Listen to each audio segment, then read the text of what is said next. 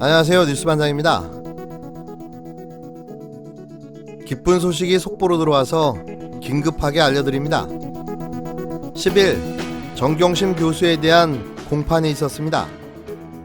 정리해서 결론만 말씀드리면 무죄가 될 가능성이 높아졌는데요. 오늘 재판부는 공소장 변경 불허뿐만 아니라 여러 중요한 재판 원칙을 제시했습니다. 그중 첫 번째가 공주대 인턴권에 대해 공주대 윤리위원회 결정이 있다면 그것을 존중하여 법적으로 판단하지 않겠다고 한 겁니다.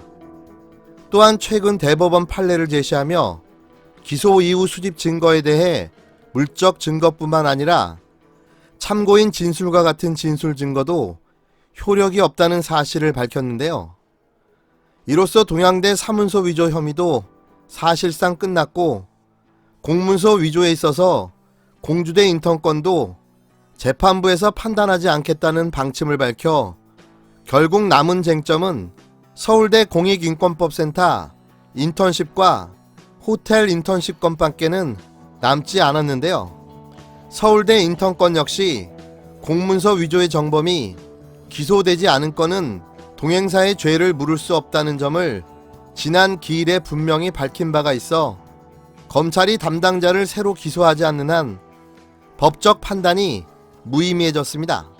또한 정 교수가 기소된 이후 수집된 증거는 그 어떤 것이라도 증거 효력을 인정받을 수가 없게 된 건데요. 이로써 동양대 표창장과 인턴 증명서 위조 사건은 사실상 무죄가 될 확률이 높아졌습니다.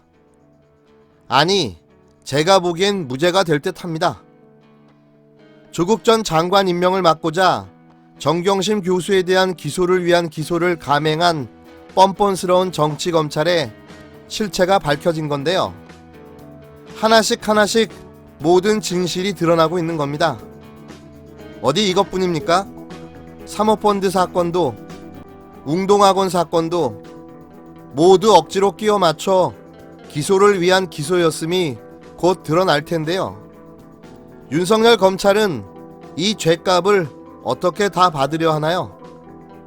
또 재판부는 공범, 일시, 장소, 방법, 목적 등에서 모두 다르다며 제대로 된 수사 없이 기소해 재판에 넘겼다는 사실을 법원이 공식적으로 확인해 줬는데요. 이건 검찰이 가진 공소권을 남용한 직권남용에 해당됩니다. 뿐만 아니라 검찰은 아직도 수사기록 열람 복사를 미루고 있는데요. 오죽하면 판사가 먼저 이러면 보석을 검토하겠다며 질책을 했을 정도였다고 합니다. 남을 탓하려는 수사기관이 먼저 법을 지켜야 한다는 기본조차 잃은 거죠. 이로써 윤석열의 검찰공화국의 꿈이 개꿈이 되고 말았습니다. 본 내용은 고일석 더 브리핑 대표기자 페이스북과 양지열 변호사 페이스북 내용을 참조 인용하여 재구성하였음을 밝힙니다.